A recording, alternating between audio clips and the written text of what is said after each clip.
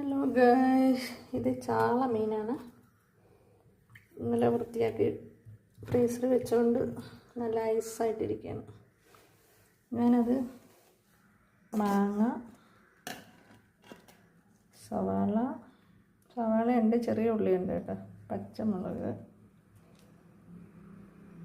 ഇതൊക്കെ ഇട്ട് തേങ്ങയൊക്കെ ചതച്ച് പീര വയ്ക്കുന്നത് എങ്ങനെയെന്ന് നോക്കാം. അപ്പം മാങ്ങയുടെ സീസണാണ് ഇവിടെ, അതുകൊണ്ട് മാങ്ങ വെള്ളരി മാങ്ങയാണ്, നല്ല ടേസ്റ്റ് ആയിരിക്കും കേട്ടോ.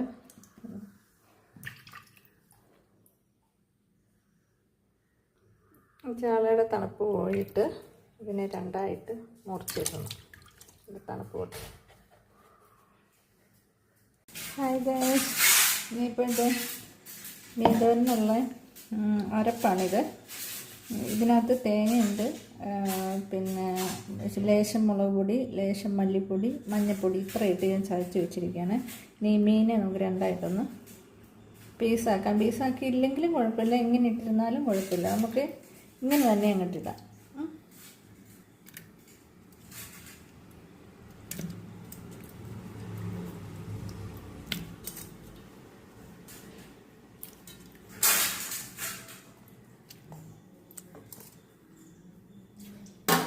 ഇനി ഇതെല്ലാം കൂടി ഇങ്ങോട്ട് തട്ടാം.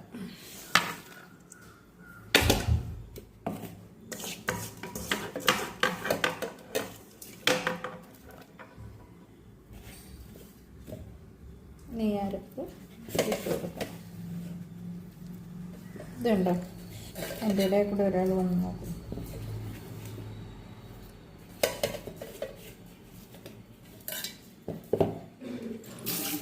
കുറച്ച് വെള്ളം ഇതിൽ ഒഴിച്ചു. ആ ജാറിൻ്റെ അകത്ത് തന്നെ നമുക്ക് വെള്ളം എടുത്തിട്ട്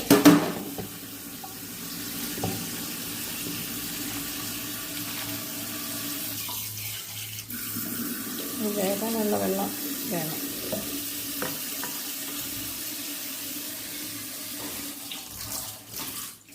ഞാൻ കുറച്ച് ഉപ്പിട്ട് കൊടുക്കണം.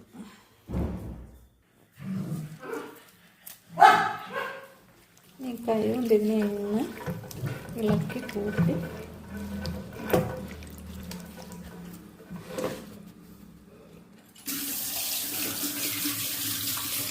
ഇനി കറിവേപ്പിലയും കൂടി ഇട്ട് കൊടുക്കാം.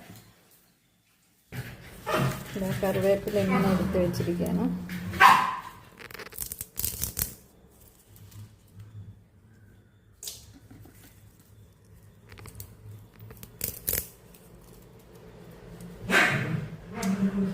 ഇപ്പം എല്ലാം ഒരു ഇതായിട്ടുണ്ട്. നമുക്ക് അടുപ്പത്ത് വെച്ച് റെഡിയാക്കി എടുക്കാം. ഇനി കറി റെഡിയായിട്ട് കാണിച്ചു തരാം.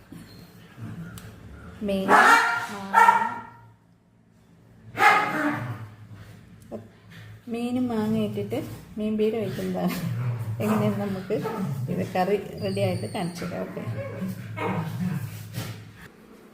മീൻ അടുപ്പത്ത് വെച്ചിട്ടുണ്ട്. അതെന്തായെന്ന് നമുക്കൊന്ന് നോക്കാം.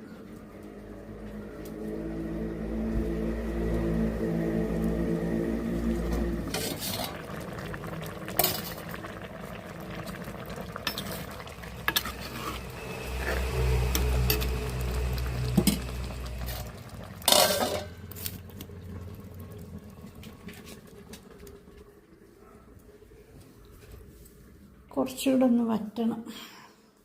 മീനിന് നമുക്ക് മീൻകറി ഉണ്ടല്ലോ, അപ്പോൾ അതിന് കോമ്പിനേഷൻ മരിച്ചീനി അതും കൂടി അവിക്കാം. ഓക്കെ, അപ്പോൾ ഇത് റെഡിയാക്കി എടുക്കാമേ. നമ്മുടെ മീൻ റെഡി ആയിട്ടുണ്ട്.